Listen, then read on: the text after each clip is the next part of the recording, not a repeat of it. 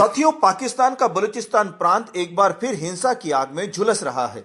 हाल ही में हुए हमलों ने पूरे देश को हिला दिया है और यह घटना पिछले कई सालों की सबसे बड़ी झड़प मानी जा रही है। बलूचिस्तान में आतंकवादी संगठन बलूच लिबरेशन आर्मी ने हेरॉप 2.0 नामक बड़ा ऑपरेशन लॉन्च किया, जिसके तहत उन्होंने क्वेटा, ग्वादर, मस्तूम और नौशकी जैसे अहम जिलों को निशाना बनाया। करीब 40 घंटे तक लगातार गोलीबारी और धमाके होते रहे। पाकिस्तानी सेना का कहना है कि उन्होंने 12 शहरों में हेलीकॉप्टर, ड्रोन और जमीनी बलों के साथ जवाबी कार्रवाई की है। इससे आप बीएलए के ऑपरेशन की इंटेंसिटी समझ सकते हैं। सेना का दावा है कि बीएलए के हमलों में अब तक 31 आम नागरिक और 17 सुरक्षाकर्मी मारे गए। साथ ही सेना की जवाबी कार्रवाई में 92 बीएलए लड़ाके मारे गए हैं, जिनमें 3 आत्मघाती हमलावर भी शामिल है। वहीं बीएलए की माने तो 150 से ज्यादा सुरक्षाकर्मियों को निशाना बनाया गया। आसिफा मेंगल के साथ एक और महिला की तस्वीर जारी की गई है, जिन्होंने आत्मघाती हमलों को अंजाम दिया। महिलाओं का मजबूर होकर इस तरह आत्मघाती दस्तों में शामिल होना दर्शाता है कि पाकिस्तान के जुल्म किस हद तक बलोचियों पर बढ़ गए हैं। आपको याद होगा 11 मार्च 2025 को भी बीएलए ने जाफर एक्सप्रेस को हाईजैक किया। आज हम यही समझने की कोशिश करेंगे कि बीएलए ऐसे हमले क्यों कर रहा है, बलूचिस्तान में हिंसा की जड़ें क्या है, सीपेक और संसाधनों की राजनीति का इसमें क्या रोल है और पाकिस्तान की सुरक्षा और राजनीति पर इसका असर कितना गहरा है। आपसे निवेदन है कि कृपया चैनल को सब्सक्राइब कर लीजिए और वीडियो पसंद आए तो लाइक और शेयर भी जरूर कीजिए। बलूचिस्तान पाकिस्तान का सबसे बड़ा लेकिन सबसे गरीब प्रांत है। यह देश के कुल भू क्षेत्र का 44% हिस्सा कवर करता है, 3,47,190 वर्ग किलोमीटर। लेकिन जनसंख्या कुल जनसंख्या के केवल 5% यानी लगभग 1.25 करोड़ है। इसकी सीमा अफगानिस्तान, ईरान, पाकिस्तान के पंजाब और सिंध प्रांत और अरब सागर से लगती है, जो इसे रणनीतिक और सामरिक दृष्टि से महत्वपूर्ण बनाती है। सीपेक यानी चीन पाकिस्तान इकोनॉमिक कॉरिडोर जैसे प्रोजेक्ट्स का मुख्य केंद्र भी यही क्षेत्र है, जिसके कारण स्थानीय लोगों की जमीनें छीनी जा रही है। यह प्रांत प्राकृतिक गैस, कोयला, स्वर्ण और तांबे जैसे प्राकृतिक संसाधनों से समृद्ध है, लेकिन अत्यधिक गरीब बना हुआ, क्योंकि स्थानीय लोगों को इन संसाधनों का फायदा नहीं मिलता। भारत के विभाजन के समय बलूचिस्तान में 4 रियासतें शामिल थी: खारन, मकरान, लास बेला और कलात। कलात ने स्वतंत्रता का विकल्प चुना, जबकि अन्य पाकिस्तान में शामिल हो गए। वर्ष 1948 में पाकिस्तान ने जबरन कलात पर भी कब्जा कर लिया, जिससे पाकिस्तान के प्रति विरोध भावना ने जन्म लिया। पहला बड़ा विद्रोह वर्ष 1954 में हुआ, लेकिन उसे कुचलकर बलूचिस्तान को पाकिस्तान का औपचारिक हिस्सा बना लिया गया।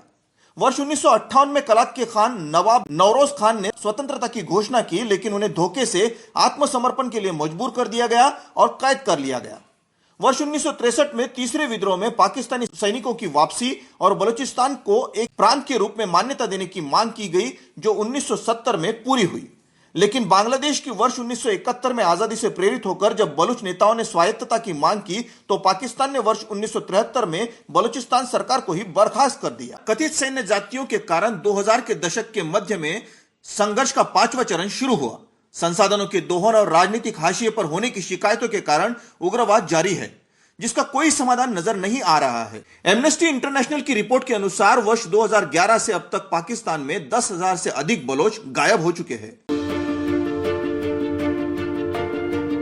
वर्ष 1948 में पाकिस्तान द्वारा बलूचिस्तान पर जबरन कब्जा करने और वर्ष 1973 में इसकी प्रांतीय सरकार को बर्खास्त करने से इसका अलगाव और गहरा हो गया। इस इलाके में समस्या के सही तरीके से हल होने का कोई तंत्र नहीं है, क्योंकि यहाँ नौकरशाही पर पंजाब अभिजात वर्ग का कब्जा है और बलूच समुदाय का प्रतिनिधित्व बहुत कम है। आर्थिक शोषण की बात करें तो गैस, सोना, तांबा और लोहा जैसी प्राकृतिक संपत्तियों के बावजूद बलूचिस्तान आर्थिक रूप से कमजोर है। यहाँ के लोग आमतौर पर कम कौशल वाली नौकरियों तक ही सीमित है, क्योंकि उनकी शिक्षा और बुनियादी ढांचा अच्छा नहीं है। पाकिस्तान में यहाँ साक्षरता दर सबसे कम है और लैंगिक समानता सूचकांक जीपीआई भी न्यूनतम है। बलोच राष्ट्रवादी मानते हैं कि ग्वादर पोर्ट और सीपेक जैसी चीनी निवेश सिर्फ पाकिस्तान के अभिजात वर्ग के फायदे के लिए है, जबकि स्थानीय लोग इससे हाशिए पर धकेले जा रहे हैं, जिससे उन्हें डेमोग्राफिक चेंज तथा और अधिक शोषण का भय है। मानवाधिकार उल्लंघन और सैन्यीकरण के मामले में जबरन अपहरण, गैर कानूनी हत्याएं और फर्जी मुठभेड़ों का इस्तेमाल आमतौर पर आतंकवाद रोधी रणनीति के रूप में किया जाता है।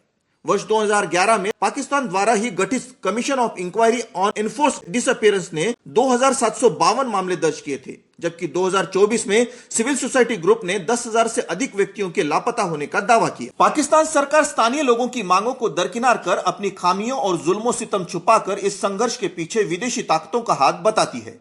अफगानिस्तान में अस्थिरता और ईरान के कुछ आतंकवादी समूहों को इसके लिए उत्तरदायी बताती है। साथ ही भारत पर भी आतंकी समूहों को आर्थिक सहायता पहुंचाने का आरोप लगाती है। इस बार भी जब उसने भारत की ओर उंगली उठाई तो भारत ने पाकिस्तान से दूसरों पर दोषारोपण करने की बजाय अपने आंतरिक मुद्दों का निवारण करने का आग्रह किया है। ख्वाजा आसिफ, जो पाकिस्तान के रक्षा मंत्री है, पार्लियामेंट में खड़े होकर मानते हैं कि वे अब बलूचिस्तान में हैंडीकैप महसूस कर रहे हैं। इतनी बड़ी फौज, पुलिस और हवाई दल के संयुक्त कार्रवाई के बावजूद ख्वाजा आसिफ ऐसा कह रहे हैं तो लग रहा है कि बलूचिस्तान अब पाकिस्तान के हाथों से फिसलता जा रहा है। कई जिलों में कर्फ्यू जैसे हालात है, अस्पतालों को इमरजेंसी मोड पर डाल दिया गया है। सेना का कहना है कि उन्होंने इलाकों को क्लियर तो कर दिया है, लेकिन छोटे छोटे ग्रुप अब भी सक्रिय है।